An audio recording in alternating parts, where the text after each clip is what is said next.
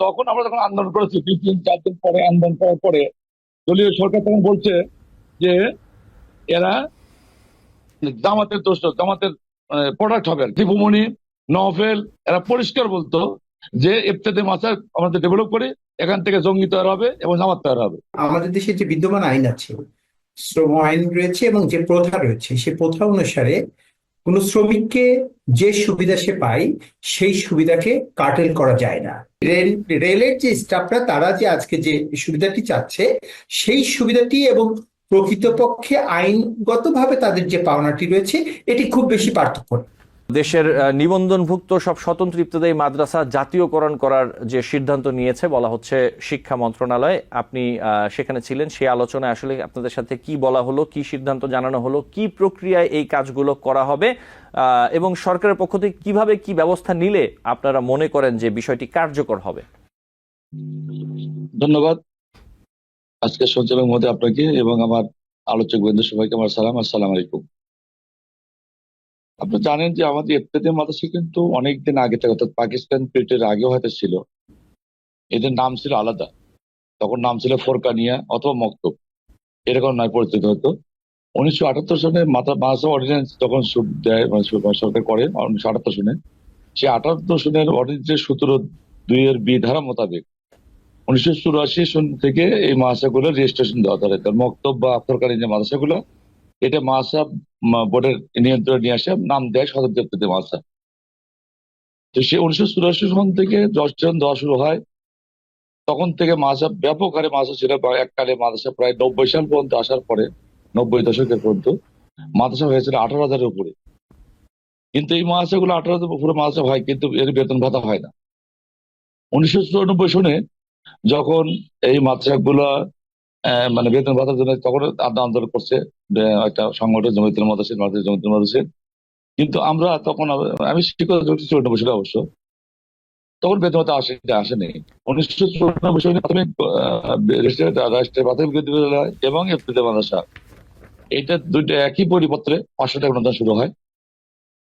পরবর্তীতে আমাদের 1996 সনে আসার পর মন্ত্রণালয় আলাদা হয়ে যায়, প্রাথমিক মন্ত্রণালয় আলাদা হয়ে যায় আমাদের শিক্ষা মন্ত্রণালয় থেকে। প্রাথমিক রেজিস্টার প্রাথমিক বিদ্যালয় চলে যায় প্রাথমিক মন্ত্রণালয়, আর আমাদের ইফতেতে মাদ্রাসা রয়ে যায় শিক্ষা মন্ত্রণালয়। এই শিক্ষা মন্ত্রণালয় রয়ে যাওয়ার কারণে শিক্ষা মন্ত্রণালয় আর আমাদের কোনো পদক্ষেপ গ্রহণ করে না। প্রাথমিক মন্ত্রণালয় থেকে প্রাথমিক রাষ্ট্রীয় প্রাথমিক বিদ্যালয় ধাপে ধাপে বেতন, প্রথমে 500, 750, 1400, 1950, 2700, এরকম 3400, তারপর 5,000, কত, এরপর আস্তে আস্তে বাড়তে বাড়তে শেষ পর্যন্ত 2013 সালের জানুয়ারি মাসে 26,165 মাদ্রাসা তৎকালীন প্রধানমন্ত্রী জাতীয়করণ করেন। আর আমাদের শিক্ষামন্ত্রী থাকার কারণে এই ইফতেতে মাদ্রাসার কোনো ভাগ্যের পরিবর্তন হয় না। সরকার যখন প্রাথমিক মন্ত্রী জাতীয়করণ করেন, তখন আমাদের মাদ্রাসা 2013 সালে 22 জানুয়ারি তো নুর ইসলাম নাহিদ সাহেব আমাদের বেতন ডাবল করে, 500 টাকা থেকে 1,000 টাকা করে। পরবর্তীতে আমরা তখন আন্দোলন আবার শুরু করলাম। 2017 সালে আবার একটা প্রস্তাব করে অর্থ মন্ত্রণালয়। অর্থ মন্ত্রণালয় তখন বললো যে না, আমাদের দিতে বলা নাই, যার কারণে এটা আমরা দিতে পারবো না। আন্তর্জাতিক বৈঠক করে একটা, তখন আমাদের এই মাদ্রাসাগুলো বেতন 1,000 টাকা থেকে করে 2300 টাকা সহকারী শিক্ষক আর 2500 টাকা প্রধান শিক্ষক। এরপর 2019 সালে একটা প্রস্তাব হয়, তখন দাখিল আলিম কামিল ফাজিল মাদ্রাসার সাথে ইফতেতে মাসে 1519টা অনুদানভুক্ত এবং 793টা অনুদানবিহীন, মোট 4,343টা মাদ্রাসা এই স্কেলের আওতায় নিয়ে আসার জন্য গেজেট দেওয়া হয়। মানে প্রধান স্বাক্ষর করে, তৎকাল প্রধান স্বাক্ষর করে, অর্থমন্ত্রী সম্মতি দান করে। জি, তো তখন 2019 সালে অর্থমন্ত্রী এদিকে স্বাক্ষর করলো, প্রধান স্বাক্ষর করলো, অর্থমন্ত্রী অর্থ পাঠানো হলো, তখন অর্থমন্ত্রণালয় এর অসম্মতি করলো। 311 টাকা সামথিং টাকা, 311 কোটি কারো সামথিং টাকার একটা বরাদ্দ চাওয়া হলো। অর্থমন্ত্রী টাকা দিল না। অর্থমন্ত্রী টাকা যখন না দিল, তখন 19 সালেই সেই গেজেটটা বাতিল করে দেওয়া হলো। কিন্তু তখন 773 বা 76 একটা মাদ্রাসা, দাখিল আলিম কামিল ফাজিল মাদ্রাসা গুলো বিভক্ত হয়ে গেল নতুন করে। কিন্তু আমাদের ইফতেতে মাদ্রাসা এই 4,312টা মাদ্রাসা আবার বাদ পড়ে গেল। এরপরে আবার আমরা 22 সালে আন্দোলন করলাম। আবার 2022 সালে আবার একটা প্রস্তাব শিক্ষা মন্ত্রী থেকে অর্থমন্ত্রী গেল আমাদেরকে, প্রধান শিক্ষক 6,250 এবং সহকারী শিক্ষক 5,750। এর একটা প্রস্তাব অর্থমন্ত্রী গেল। অর্থ মন্ত্রণালয় তখন আর এই টাকা না দিয়ে আবার আমাদের করলো কি 1,000 টাকা বর্ধিত করলো, অর্থাৎ প্রধান শিক্ষক হলো 3500 টাকা আর সহকারী শিক্ষক হলো 3300 টাকা। এই যে টাকা 3 বার মানে বর্ধিত হলো, তখন স্কেলের প্রস্তাব যায়। আমাদের নীতিমালা কিন্তু হচ্ছিল 2018 সালে 18 নভেম্বর, ইফতেতে মাসার আলাদা নীতিমালা। সেই নীতিমালা তৎকালীন প্রধানমন্ত্রী স্বাক্ষর করছে, অর্থমন্ত্রী সম্মতি আছে। এই 2018 সাল থেকে 2024 এখন পর্যন্ত সেই নীতিমালা কোনো বাস্তবায়ন হয় নাই। তো আমরা এই যে আন্দোলন আমরা গেছিলাম, যে আন্দোলন করলাম, যে ধরেন এর আগে বহুত আন্দোলন করছি, ধরেন আমাদের 84 সন থেকে 2024 মানে 40 বছর, এই 40 বছরে আমরা অনেক আন্দোলন করেছি, অনেকবার আন্দোলন করেছি, অনেকবার আশ্বাস দিয়েছে, কিন্তু আশ্বাস প্রতি থাকে, পরবর্তী সেটা ভ্যালিড হয়, আর থাকে না। যখন দেখা যায় যে আমরা যোগাযোগ করি, আমাদের নেতৃত্বে যোগাযোগ করি কাজটা করার জন্য, যেটা আমাদের বাজেটের প্রস্তাব দেয়, তখন আমাদের বলে দেয় বাজেট প্রস্তাব পাঠাচ্ছি বা পাঠাবো, জি। করতে করতে আমাদের তো সরকারি কাগজ দেখায় না।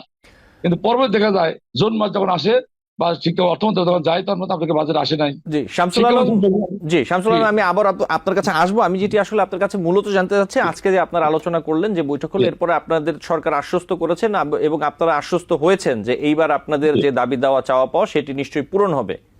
জি। না, এই বিষয়ে বলতেছি আমি, যেটা পূর্ণ আশা করছি এই কারণেই যে তখন আমরা যখন আন্দোলন করেছি, 2-3-4 দিন পরে আন্দোলন করার পরে দলীয় সরকার তখন বলছে যে এরা জামাতের দোষ, জামাতের প্রোডাক্ট হবে আর কি। এই ইফতেতে মাসুদ ডেভেলপ করা হয়, এখান থেকে যে প্রোডাক্ট ছাত্র বাড়াবে, যা ছাত্রছাত্রী তৈরি হবে, সব জামাতের প্রোডাক্ট হবে। এটাই ছিল আমাদের ট্যাগ।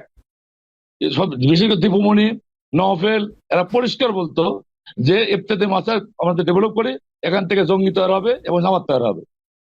এই কারণে আমাদের কোনো ডেভেলপ করে নাই। মূল বেতনের সঙ্গে রানিং অ্যালাউন্স যোগ করে পেনশন আনুতোষিক সুবিধা দেওয়ার দাবিতে আন্দোলন করছেন রানিং স্টাফরা। এবং এই দাবি দেওয়াগুলো বিষয়ে আপনি আসলে কি বলবেন, যে তাদের এই দাবি দেওয়াগুলো আপনি কিভাবে দেখছেন? সাথে আমি একটু যোগ করি, তা হচ্ছে যে অর্থ উপদেষ্টা সালাউদ্দিন আহমেদ তিনি কিন্তু বলেছেন যে সরকার সাধ্যমতো সব দিয়েছে, যেসব দাবি যৌক্তিক ছিল সেগুলো আমরা মেনে নিয়েছি, ওভারটাইম দেওয়া হয়েছে, কিন্তু এখন যদি বলে আরো চাই তাহলে সমস্যা। তাহলে এই সমস্যা হলে সমাধান কিভাবে হবে? আহসান হাবিব বুলবুল। জি, প্রথমে আমি ধন্যবাদ জানাচ্ছি টিভি24 কে আমাকে কথা বলার সুযোগ দেওয়ার জন্য। আমি ধন্যবাদ জানাতে চাই যে আজকের সঞ্চালক, দর্শক শ্রোতা এবং আমার সহ আলোচক প্রত্যেকেই আমার পক্ষ থেকে এবং আমার সংগঠনের পক্ষ থেকে শুভেচ্ছা জানাচ্ছি। আপনি যে কথাটি বলেছেন সেটা আজকের দেশের যে আলোচনার একটি আলোচিত বিষয়। উম, আমি সাধারণভাবে যে বিষয়টি মনে করি সেটি হচ্ছে, এবং আমাদের দেশে যে বিদ্যমান আইন আছে, শ্রম আইন রয়েছে এবং যে প্রথা রয়েছে, সেই প্রথা অনুসারে কোন শ্রমিককে যে সুবিধা সে পায় সেই সুবিধাকে কার্টেল করা যায় না। আপনি বলেছেন, রেফারেন্স দিয়েছেন এবং আপনি এই পত্রিকাতেও এই বিষয়গুলো সংবাদ এসেছে যে এই ট্রেনের যে স্টাফরা এই সুবিধাটি পেতেন সেটি হচ্ছে 162 বছর পূর্ণ সুবিধা। তাহলে ব্রিটিশ আমল থেকে এটি চলে আসছে এবং এই যে স্টাফ, সেই স্টাফের পরিমাণ হচ্ছে সব মিলিয়ে মাত্র প্রায় 3000 জন। আর যারা চালক তারা রয়েছেন 1000-এর কিছু বেশি, এবং যারা গার্ড এবং টিটি সেই সংখ্যাটি 1900 জন। এবং মানে খুব সাধারণ ব্যাপার যে একজন এই চালক যখন তিনি ডিউটি করছেন, তিনি আসলে 8 ঘন্টার মধ্যে তার ডিউটি যদি সে থামিয়ে দেন, তাহলে আসলে আমরা কেউই গন্তব্যে পৌঁছাতে পারবো না।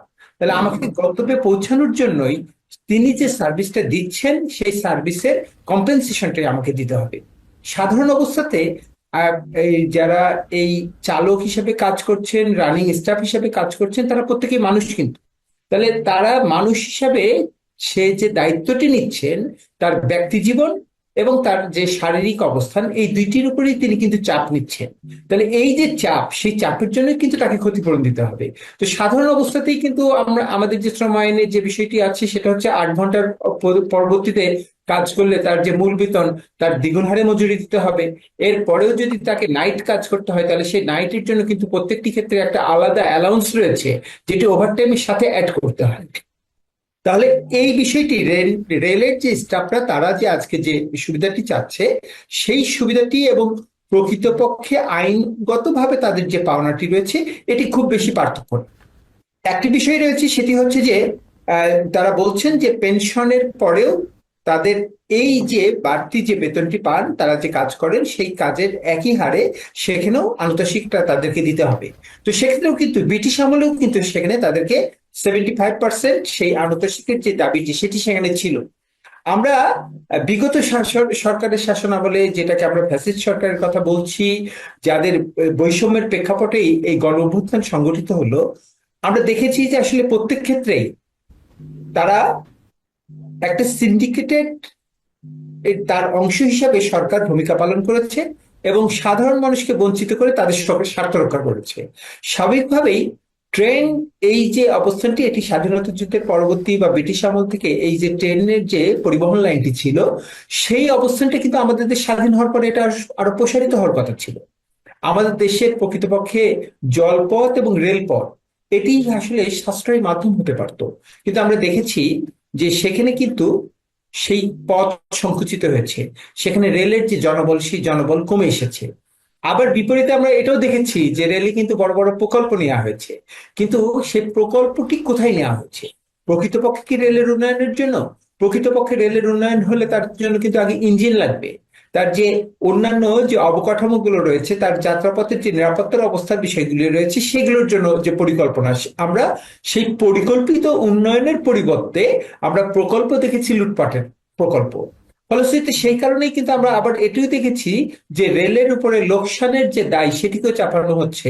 তো প্রকৃতপক্ষে আসলে যে ব্যবস্থাপনার যে ব্যর্থতা, সেই ব্যবস্থাপনার ব্যর্থতার জন্য রেলের যে লোকসান, সেই লোকসান, এখন সেই লোকসানের দায় আপনি যারা শ্রম দিচ্ছেন তাদের কাছে যদি চাপাতে চান, সেটি নিশ্চয়ই ঠিক নয়।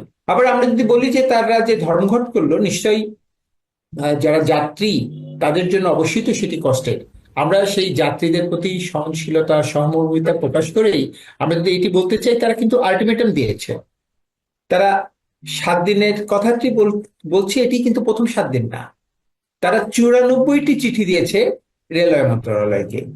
তারা ইতিপূর্বে 17 বার বৈঠক করেছে।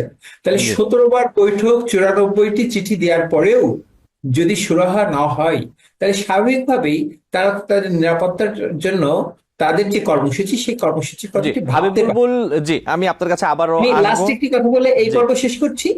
সর্বশেষ কিন্তু ওনারা বলছেন যে যদি অর্থ মন্ত্রণালয় এবং রেল মন্ত্রণালয় মিলে 7 দিনের মধ্যে এটি সমাধান করবেন বলে তাদেরকে প্রতিশ্রুতি দেন, তাহলে তারা এই কর্মবিরতি প্রত্যাহার করবেন। তাহলে স্বাভাবিকভাবেই এখন যে সরকার, সেই সরকার যে প্রতিশ্রুতি দিয়ে ক্ষমতায় এসেছেন, তার প্রতি স্বাভাবিকভাবেই যেখানেই যারা বৈষম্যের শিকার হয়েছে, যারা বঞ্চনার শিকার হয়েছে, তাদের মধ্যে কিন্তু সেই আগ্রহের জায়গাটি, প্রত্যাশার জায়গাটি তৈরি হয়েছে।